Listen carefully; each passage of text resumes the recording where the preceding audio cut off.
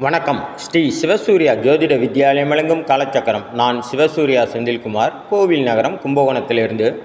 பன்னிரு கரத்தாய் போற்றி, பசும்பொன் மாமயிலா போற்றி, முன்னிய கருணையாறு முகப்பரம் பொருளே போற்றி, கன்னியர் இருவர் நீங்கா கருணை வாரதியே போற்றி, என்னொரு கண்ணே கண்ணிலிருக்கும் மாமணியே போற்றி போற்றி போற்றி.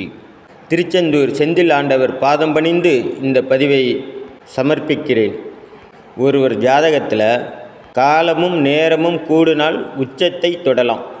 அதே போல் காலமும் நேரமும் உங்கள் ஜாதகத்தில் சரியில்லை என்றால் பிச்சை தான் எடுக்கணும். அப்போது இந்த காலமும் நேரமும் யார் அப்படிங்கிறத பார்ப்போம். காலம் அப்படிங்கிறது 4 வகையான காலங்கள் உண்டு. பருவ காலங்கள். முதல்ல கோடை காலம். அதுக்கு நேர் எதிர்ப்பதமான காலம்னு பார்த்திங்கன்னா குளிர்காலம். அப்புறம் வசந்த காலம். அதுக்கு நேர் எதிர்ப்பதமான காலம்னு பார்த்திங்கன்னா இலையுதிர் காலம். அப்போது இந்த காலத்தை ஆட்சி செய்கிறது, இந்த காலத்தை உருவாக்குறது யாருன்னு பார்த்திங்கன்னா சூரிய பகவான். சூரிய பகவான் இயக்கத்தை வச்சு நம்ம காலத்தை நிர்ணயிக்கிறோம். ஒரு மனிதனோட ஜாதகத்தில் ஒரு விஷயத்தை காலத்தை பயிர் செய்கிறான் அப்படின்னா அவங்களுக்கு சூரிய பகவான் பலமாக இருக்காருன்னு அர்த்தம். யாரெல்லாம் காலத்தை பயிர் செய்ய முடியாமல் எந்த ஒரு விஷயத்தையும் தள்ளி போடுறாங்களோ இல்லை தள்ளி போகுதோ அவங்களுக்கெல்லாம் சூரிய பகவான் சப்போர்ட்டாக இல்லை, பலகீனமாக இருக்காருன்றதை நீங்கள் ஜாதகத்தில் புரிஞ்சுக்கணும். அடுத்து நேரத்தை குறிக்கக்கூடிய சந்திர பகவான். பூமியின் ஒரே துணைக்கோளான சந்திர பகவான் தான் நேரத்தை குறிக்கக்கூடியவர். ஏன் அப்படி சந்திர பகவானை நம்ம இங்கே நேரத்தை குறிக்கக்கூடிய கிரகமாக கொண்டு வரோம்னா, அவர் தான் ஒரு மணிக்கு 1670 கிலோமீட்டர் வேகத்தில் சுற்றக்கூடிய நமது பூமி மண்டலத்துக்கு துணைக்கோளான சந்திர பகவான் சுற்றி வர்றாரு. அப்போது ஒரு ஜாதகரை இயக்கக்கூடிய மிகப்பெரிய 2 சக்திகள் என்னன்னு பார்த்தீங்கன்னா, ஒன்று ஆத்மகாரகனான சூரிய பகவான் காலத்தை நிர்ணயித்து நம்மளோட வாழ்வாதாரத்தை சமச்சீர் செய்கிறவர் சூரிய பகவான். அதுக்கு நமது பூமி மண்டலத்தின் துணைக்கோளான சந்திர பகவான், மனோகாரகனாகிய சந்திர பகவான் அந்த காலத்துக்கு எத்தனை மணி நேரம் அப்படிங்கிறத உறுதி செய்து நமக்கு தெளிவாக சொல்கிறாரு. இந்த டைம் போயிட்டுருக்கு, உனக்கு நீ வேலையை ஆரம்பி அப்படின்னு தன்னோட இயக்கத்தின் மூலமாக ஒவ்வொரு ஜாதகருக்கும் தெரியப்படுத்துகிறார். இதை 20% ஜாதகர் தான் இந்த காலத்தையும் நேரத்தையும் சரியாக பயன்படுத்திக்கிறாங்க. ஏன் அப்படின்னா, இந்த 20% பேருக்கு தான் காலமும் நேரமும், அதாவது சூரிய பகவானும் சந்திர பகவானும் அவங்க ஜாதகத்தில் பலமாக இருக்குது. பாக்கி 30% பேருக்கு அது சமமாக தான் இருக்குது. ரொம்ப பலமாகவும் இல்லை, ரொம்ப லோவாகவும் இல்லாமல் சமநிலையில் இருக்கும். மீதமுள்ள 50% ஜாதகருக்கு பார்த்திங்கன்னா ஏதோ ஒன்று காலம் வீணாக போயிருக்கும். அதாவது சூரிய பகவான் பலமிழந்திருப்பார், இல்லைன்னா நேரமான சந்திர பகவான் பலமிழந்திருப்பார். அதனால தான் அவங்களுக்கு பார்த்திங்கன்னா சில பேர் காலத்தை பயிர் செய்வாங்க, ஆனால் நேரத்தை விட்டுருவாங்க. சில பேர் நேரம் தவறாமல் இருப்பாங்க, ஆனால் காலத்தை விட்டுருவாங்க. அதாவது நேரம் தவறாமல் செயல்படுவாங்களே தவிர அவங்களுக்கு எதுவுமே சப்போர்ட்டாக இருக்காது. நேரத்துக்கு எல்லாத்தையும் செயல் பண்ணுவாங்க, ஆனால் அவங்க வாழ்க்கையில் முன்னேறவே மாட்டாங்க. பார்த்திங்கன்னா கரெக்டாக இருப்பார் அவர், கடைசியில் அவரால் முன்னேறவே முடியல அப்படிம்பாங்க.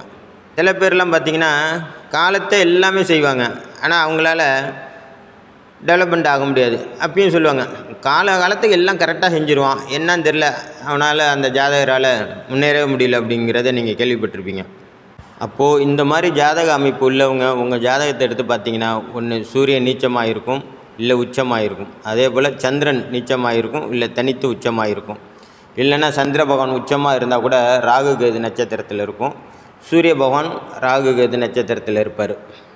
சரி, இதெல்லாம் ஆயிடுச்சு, இதுக்கு என்ன ரெவன்யூ, இதை எப்படி சரி பண்ணுறது அப்படின்னு பார்த்தீங்கன்னா, ஞாயிற்றுக்கிழமை, அதாவது ஆத்மகாரகன் சூரியனை பலப்படுத்தணும் அப்படின்னு நினச்சிங்கன்னா, ஞாயிற்றுக்கிழமை காலையில் சூரிய உதயம் எப்போன்னு பாருங்கள், காலண்டரில் இருக்கும்.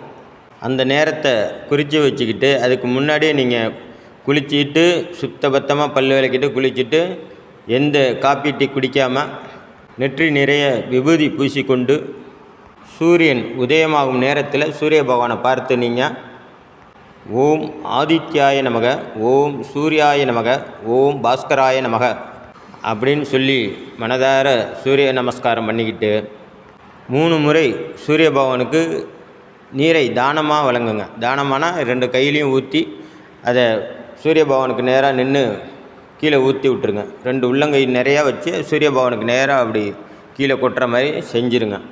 இதை நீங்கள் தொடர்ந்து ஞாயிற்றுக்கிழமையில் சூரிய உதயம் ஆகும்போது கரெக்டாக செஞ்சுக்கிட்டே வாங்க. உங்களுக்கு கண்டிப்பாக காலம் கை கொடுக்கும். காலத்தால் நீங்கள் இழந்ததை அதே காலத்தால் பெற முடியும். அடுத்து நேரமே சரியில்லை, எதை தொட்டாலும் விளங்க மாட்டுது அப்படின்றவங்க வளர்பிறையில் வரக்கூடிய திங்கட்கிழமை, அதாவது ஞாயிற்றுக்கிழமை நீங்கள் காலையில் சூரிய நமஸ்காரம் பண்ணிடுறீங்க. மறுநாள் இரவு சந்திர உதயம் எப்போன்னு பாருங்கள். இந்த திங்கட்கிழமை 3ஆம் பிறை தரிசனம், அதாவது சந்திர பகவான் 3ஆம் பிறையாக இருந்தால் வெகு சிறப்பாக உங்களுக்கு பரிகார முறை செயல்படும். அப்படி இல்லை வளர்பிறை சந்திரன்னா இன்னமும் நல்லா செயல்படும் நீங்கள் செய்யக்கூடிய பரிகாரங்கள்.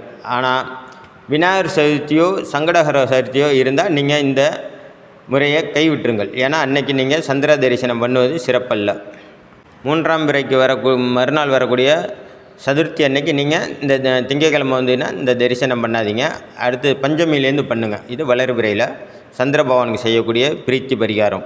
என்னான்னு பார்த்தீங்கன்னா, சந்திர பகவானை பார்த்து, சந்திர உதயம் எப்போன்னு பார்த்துங்க, சாயந்தரத்தில் சந்திர பகவானை பார்த்து ஓம் சந்திர மௌலீஸ்வராய நமக, ஓம் சோமநாதீஸ்வராய நமக, ஓம் சந்திர தேவதேவாய நமோ நமக அப்படின்னு சொல்லிவிட்டு தேங்காய் தண்ணீரோ அல்லது இளநீர் தண்ணீரோ, அந்த தண்ணீரை 2 உள்ளங்கையிலையும் கொஞ்சம் கொஞ்சம், ஒரு இளநீரை வெட்டி அந்த தண்ணியை எடுத்து வச்சுக்கிட்டால் போதும். கொஞ்சம் கொஞ்சமாக உங்கள் உள்ளங்கையில் வச்சு 2 கையாலையும் அப்படியே அவருக்கு தானமாக வழங்குங்க. இது போல் ஒரு 3 முறை செய்யுங்க. உங்களுக்கு சந்திரனால் ஏற்படக்கூடிய அந்த நேர தோஷம் படிப்படியாக குறைஞ்சி உங்களுக்கு எல்லா நேரமும் நல்ல நேரமாக மாறிடும். உங்களுக்கு இதுவரைக்கும் நீங்கள் நம்ம சேனலை சப்ஸ்கிரைப் பண்ணாமல் பார்த்தீங்கன்னா தயவு செஞ்சு சப்ஸ்கிரைப் பண்ணி பாருங்கள். எனக்கு அது சப்போர்ட்டாக இருக்கும். இந்த பதிவு பிடிச்சிருந்துன்னா மற்றவங்களுக்கு ஷேர் பண்ணுங்கள். நன்றி, வணக்கம். நல்லதே நடக்கும். வாழ்க வளமுடன்.